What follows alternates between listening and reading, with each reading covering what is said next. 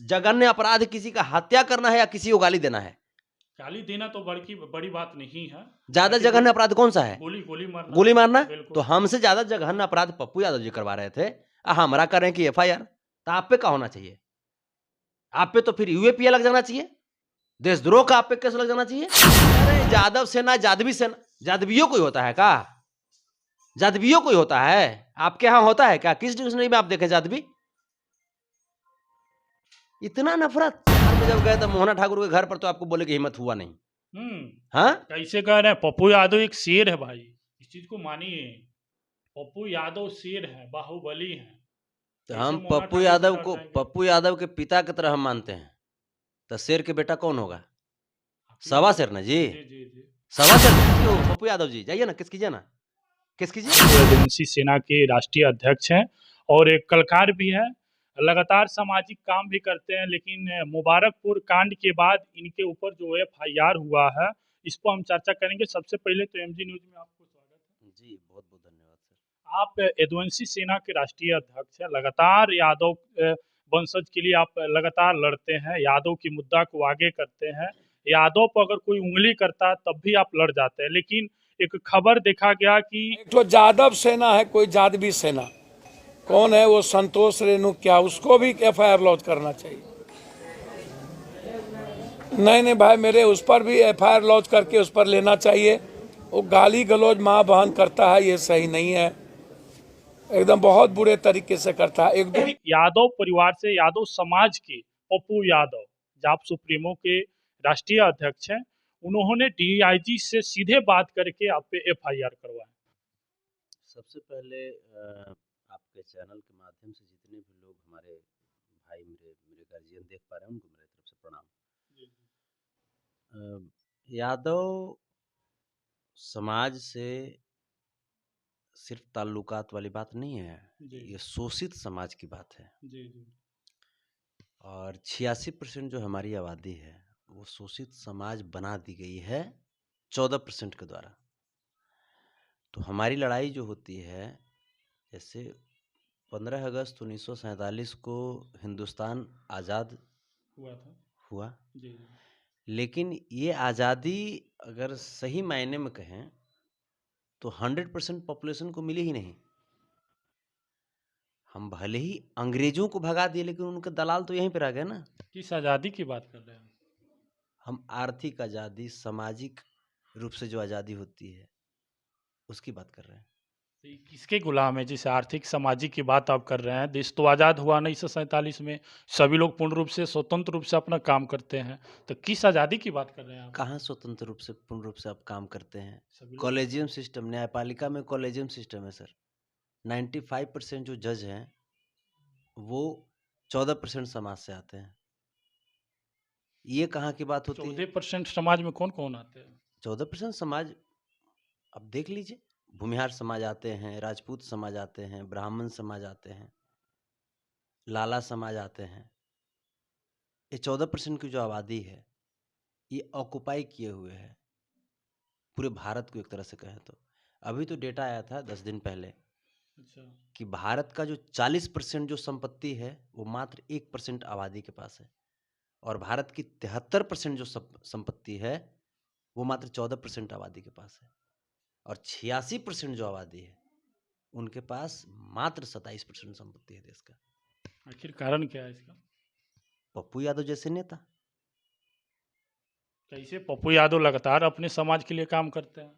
वो अपने समाज के लिए ना, समाज आप ही का ना, नहीं, हम तो समझते थे कि शोषित समाज से वो आते हैं। अच्छा। लेकिन अब ना उनका पता चला। पहले जैसे उन्होंने बहुत सारा बयान दिया था कि एक बार आप सुने भी होंगे, एक चुनाव में उन्होंने कहा था कि अगर तेजस्वी यादव जीत गए तो हम चुनाव मैंने लड़ना ही बंद कर देंगे, संन्यास लेंगे राजनीति से। बिल्कुल। तो आदरणीय पप्पू यादव जी, आप संन्यास कब ले रहे हैं? वो डेट कौन सा होगा? उस दिन मिठाई हम बांटेंगे, बताइए ना। अब तो तेजस्वी यादव जी जीत भी गए, एक बार नहीं 2-2 बार जीते हैं, डिप्टी सीएम हैं, बिहार को आगे भी बढ़ा रहे हैं, युवाओं के चहेते बन चुके हैं। आप संन्यास कब लेंगे? उनसे सन्यासी आप दिलवाइएगा? अब इनको देखिए कि अब तेजस्वी को छोड़ करके जब इनका जब बाह नहीं हुआ, उधर जब इनका सिक्का नहीं चला, तो संतोष रेणु पर आकर के अटक गए। आप हमारे गार्जियन हैं, मैं आपको गार्जियन मानता हूं। हमने कभी पप्पू यादव जी के जैसे कहीं पे विरोध किया है क्या? हम तो उसमें से आते हैं कि पप्पू यादव जी जब जेल गए थे लॉकडाउन में, तो हम धारा प्रवाह पप्पू यादव के सपोर्ट में हम लाइव आ रहे थे। धारा प्रवाह आप देख लीजिए मेरा सोशल मीडिया उठा करके। तब भी वो आपको गिनती में नहीं लेते हैं, संतोष रेणु के नाम लेते ही भड़क जा रहे हैं। उनको चीड़ हो गई है ना, क्योंकि क्यों वो क्या है? कहीं भी जाते हैं, ऐसा हमको सुनने में आया है जी। वो कहीं भी जाते हैं तो मैंने उनको सुनने में आ जाता है, लोग संतोष रेणु नाम ले लेते हैं। अच्छा, वहाँ अब उनको चीड़ हो गई है कि भाई पहले हमारा नाम आता था, अब संतोष रेणु का हमसे नाम आता है। कहीं कहीं पे ऐसा भी होता है कि जैसे मैंने कहीं कहीं का, हम तो तमाम कोशिश करते हैं कि जैसे ही हमको खबर मिली कि कोई परिवार दुखी है तो तुरंत हम पहुंचे, लेकिन बहुत बार होता है कि आर्थिक दृष्टिकोण से हम नहीं भी पहुंच पाते हैं, क्योंकि पप्पू यादव जैसे जमींदार तो हम हैं नहीं। बिल्कुल। पप्पू यादव जैसे हमको फंड तो आता नहीं है, पप्पू यादव की जैसे हमको सुरक्षा तो है नहीं। तो हम तो भैया गाड़ी में तेल भी डलवाते हैं तो उसके लिए भी हमको कर्जा पैंचा करना पड़ता है। आप देखे हो कि जमुई में वो चेको बाउंस कर गया। बिल्कुल बिल्कुल, गोकुला यादव। हाँ, गोकुल यादव का। जी जी। तब पप्पू यादव जी को इतना ही जब था तो काहे नहीं, जब आपको समाज से इतना ही मतलब था तो चेक बाउंस तो हमार कर गया था, तो काहे नहीं बोले कि हाँ भाई चल संतोष रेणु का चेक बाउंस कर गया तो लाओ हम देते हैं पैसा। नहीं, वहाँ तो उनका पब्लिसिटी नहीं ना होता, आपका होता। आप दिए, आप अपने नाम से चेक दिए थे। इसका मतलब कि पब्लिसिटी के लिए जाते हैं, तो संभवतः यही है। तो इसका आप भी नहीं, आप भी कहीं ना कहीं मदद करते हैं तो पब्लिसिटी के लिए करते हैं। नहीं, आप ये बताइए हमको कि हम मदद करते पब्लिसिटी के लिए करते हैं तो हम चेक बाउंस करवाते हैं? तो ही ना हुआ। पप्पू यादव ये कैसे? मजबूरी हो नहीं गई ना, ना। आप अपने नाम से दिए तो पप्पू यादव काहे देंगे? गजब कहते हैं। तब पप्पू यादव के वो आदमी नहीं है, मतलब मैंने पप्पू यादव का आदमी बांटा हुआ है क्या? कैटेगरी बट गया है कि मैंने फलना आदमी पप्पू यादव के है? यही चीज ना ये है, तो आपके गए नाम थे, पर कैसे ये तो गए मुबारकपुर में। मुबारकपुर जा करके इन्होंने कहा कि हम जितने भी जो लोग जो हैं जिनके बच्चे हैं उनको गोद लेकर के पढ़ाएंगे लिखाएंगे। तब काहे नहीं, आइए ना। कटिहार वाला बाल बच्चा का हुआ है, कटिहार में जिनकी हत्या की गई मोहना ठाकुर के द्वारा, उनके बच्चों को आप क्या करना, जैसे मैंने क्या कहना चाहेंगे? उनके भी बच्चे पढ़ने की इच्छा रखते हैं ना। बिल्कुल बिल्कुल। तो फिर उनके बच्चों से आपको क्या नफरत हो गई? तो मैंने कह रहे थे संतोष रेणु गाली देता है, ये करता है, असंवैधानिक है, इसको पर FIR कर दीजिए डीआईजी साहब, ऐसा कह रहे थे। बिल्कुल। तो हम पप्पू यादव जी से ही कहना चाहते हैं कि हम तो गाली देते हैं, आप तो कटिहार में जब गए तो मोहना ठाकुर के घर पर तो आपको बोले कि हिम्मत हुआ नहीं। हाँ, कैसे कह रहे हैं? पप्पू यादव एक शेर है भाई, इस चीज को मानिए। पप्पू यादव शेर है, बाहुबली है।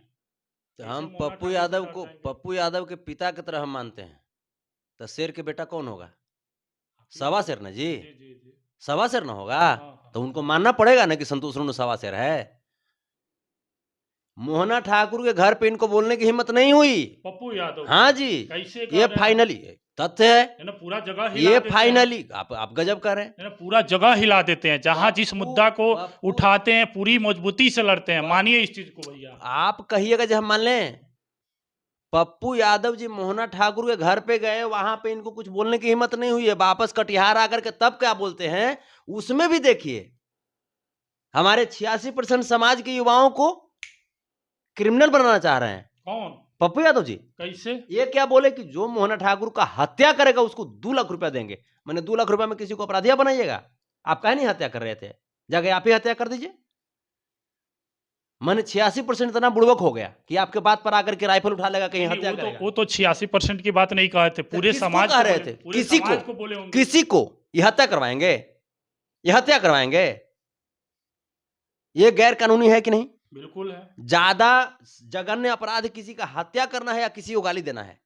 गाली देना तो बड़ी बात नहीं है। ज्यादा जघन्य अपराध कौन सा है? गोली मारना। तो हमसे ज्यादा जघन्य अपराध पप्पू यादव जी करवा रहे थे, हमारा कर रहे हैं कि FIR। तो आप पे क्या होना चाहिए? आप पे तो फिर UAPA लग जाना चाहिए, देशद्रोह का आप पे केस लग जाना चाहिए। लड़ जाइएगा पप्पू यादव से। अरे जिस तरह मोहना ठाकुर, ना जिस तरह आप मोहना ठाकुर मोहन भागवत करके चिल्ला रहे थे, पप्पू यादव के नाम लेकर चिल्लाइएगा। कहीं नहीं चिल्लाएंगे, नहीं चिल्ला पाइएगा। कैसे नहीं चिल्ला पाएंगे? समाज के आप गजब कर रहे हैं। वो आपके समाज के, आप हमेशा समाज के लिए लड़े हैं भैया। तो हमारे समाज के हैं, लालू यादव का विरोध करते हैं। हमारे समाज के हैं, तेजस्वी यादव का विरोध करते हैं। तेजस्वी यादव से इनको पिटपिरी उठता है। तो आपके कहने का मतलब है कि यादव के लिए वो काम नहीं करते हैं। अब तो पब्लिक है ना, पब्लिक के समक्ष की बात है ना। जो लालू प्रसाद यादव जी आज अगर हम माइक पे बोल रहे हैं, किनके बदौलत? लालू प्रसाद यादव जी की बदौलत, बाबा साहब भीमराव अंबेडकर के संविधान के बदौलत, न कि पप्पू यादव जी की बदौलत। अब वो लालू यादव जी का जब नहीं हुए तो हमारा क्या होंगे सर?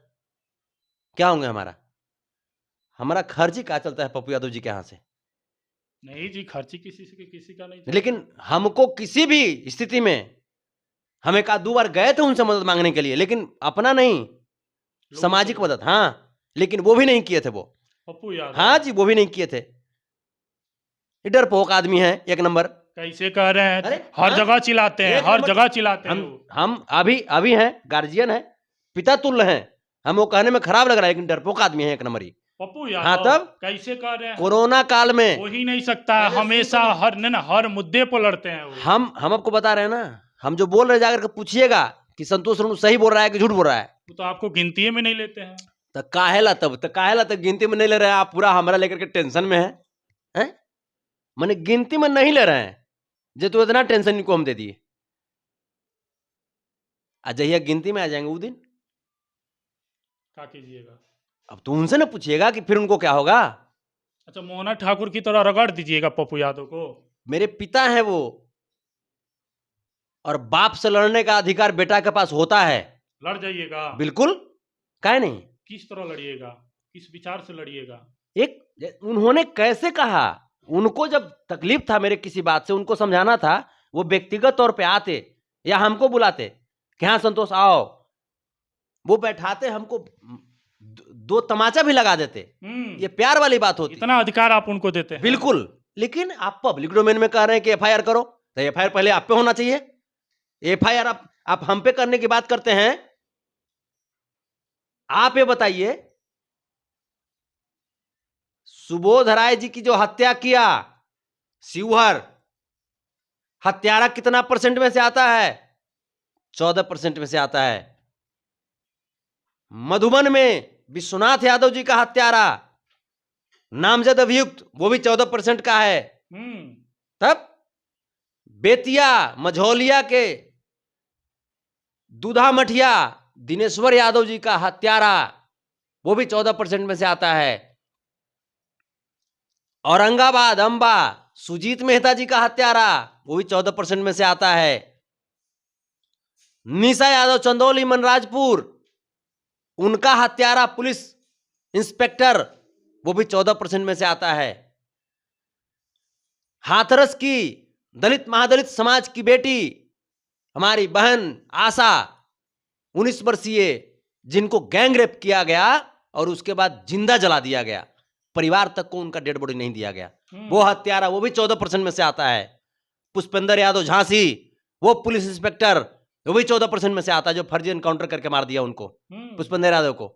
कितने लोगों के पास पप्पू यादव जा रहे हैं एफआईआर करने के लिए? पूछिए तो, कितने लोगों के ऊपर एफआईआर करेंगे? वो है हिम्मत इनकी? है हिम्मत जो एफआईआर करेंगे? नहीं हिम्मत है। ये भीगी बिल्ली की तरह भागते रहते हैं इधर उधर, समझे? और गरीब घर का बेटा है ना सर, इसलिए बोल दिए।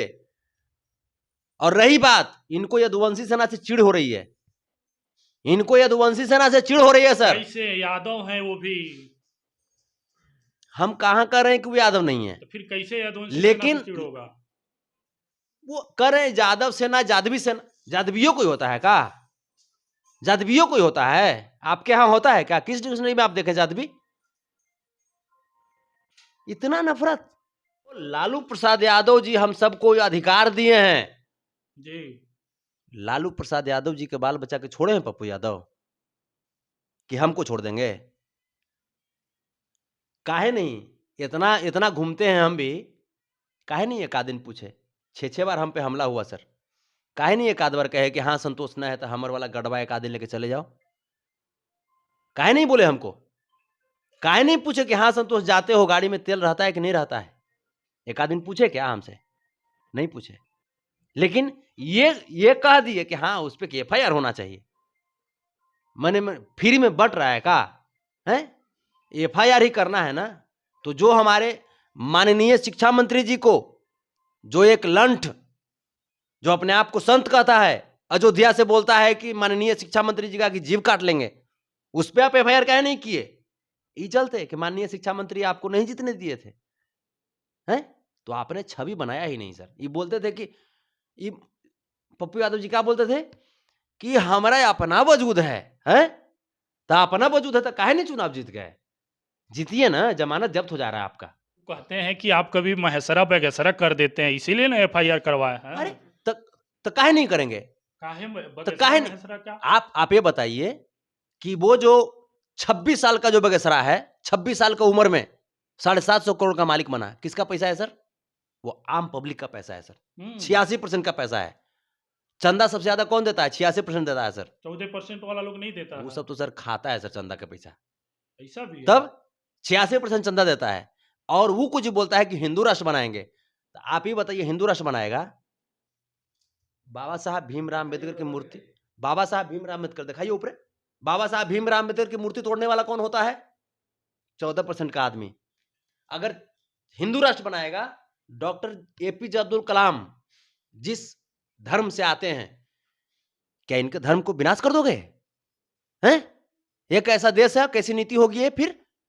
आप बताइए। सरदार भगत सिंह जी सिख समुदाय से आते थे, उनकी कुर्बानी को कैसे भूल सकते हो? अब्दुल हमीद जी मुस्लिम समुदाय से आते थे, जिन्होंने अपनी जान की बाजी लगा करके पाकिस्तानी टैंक को रोक दिया था हिंदुस्तान में घुसने से। हिंदू राष्ट्र नहीं बनाया जाए? बिल्कुल गलत बात है, ये बिल्कुल गलत बात है। सभी लोग तो बोल रहे हैं हिंदू राष्ट्र। ये सब चपटवन को इतना दिमाग हो गया। बाबा साहब भीमराव अम्बेडकर उस समय देश को धर्मनिरपेक्ष राष्ट्र घोषित किए थे, और लिखे संविधान में। एक विद्वान आदमी न थे बाबा साहब भीमराव अम्बेडकर, हैं? आप बताइए, मदर टेरेसा जी जिनको भारत रत्न दिया गया हिंदुस्तान की तरफ से, ईसाई समाज से आती हैं, उनको कैसे इग्नोर कर सकते हो? और सबसे बड़ी बात कि हिंदू राष्ट्र हमारे संविधान के खिलाफ चल करके बनाओगे, तो हमारा संविधान का जो खिलाफ करेगा, संविधान का बागी आदमी देशद्रोही कहलाता है सर। संविधान से ऊपर कोई ग्रंथ नहीं होता। तो जाकर के पप्पू यादव जी को बोलिए ना केस करने के लिए। हमारे रामनाथ कोविंद सर राष्ट्रपति थे, उस समय अपने परिवार के साथ गए थे उड़ीसा के मंदिर में दर्शन करने के लिए सर। वहां पे मंदिर प्रबंधक ने उनको घुसने नहीं दिया मंदिर में, इस चलते कि SC/ST समाज से आते थे वो। बताइए सर, ये गलत है ना? बिल्कुल गलत है। तो पप्पू यादव जी को चाहिए ना कि मंदिर प्रबंधक पे केस करें। आइए ना चाचा, पिताजी हो पप्पू यादव जी, जाइए ना केस कीजिए ना, केस कीजिए। तत्कालीन मुख्यमंत्री श्री जीतन राम मांझी जी दल सिंह सराय के गए थे एक दुर्गा मंदिर में पूजा करने के लिए।